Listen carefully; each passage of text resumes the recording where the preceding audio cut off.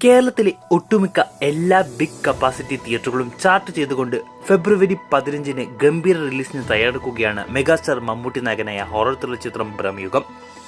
Anto Joseph Kerala distribution right സ്വന്തമാക്കിയ ചിത്രം തൃശൂർ രാഗം, എറണാകുളം കവിത, കോട്ടയം അഭിലാഷ്, കോഴിക്കോട് കൈരളി ശ്രീ തുടങ്ങിയ കേരളത്തിലെ പ്രമുഖ ബിഗ് കപ്പാസിറ്റി തിയേറ്ററുകളിലാണ് ഇതിനോടകം ചാർട്ട് ചെയ്തിരിക്കുന്നത്. ഇതോടെ ആരാധകർക്കും ബ്രഹ്മയുഗത്തിൽ പ്രതീക്ഷ കൂടിയിരിക്കുകയാണ്.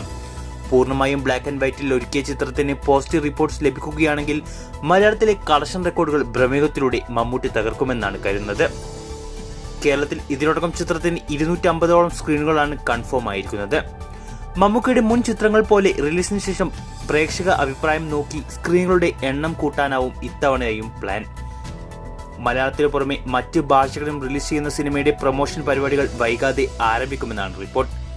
പ്രഖ്യാപന നാൾ മുതലേ ഹൈപ്പുള്ള ചിത്രം പ്രേക്ഷകരുടെയും നിരൂപകരുടെയും പ്രതീക്ഷയ്ക്കൊത്ത് ഉയരുമെന്നാണ് തന്നെയാണ് കരുതുന്നത്. അങ്ങനെയെങ്കിൽ കഴിഞ്ഞ വർഷങ്ങൾ പോലെ ഈ വർഷവും ബ്ലോക്ക് ബസ്റ്ററിലൂടെയാവും മെഗാസ്റ്റാറിന്റെ തുടക്കം.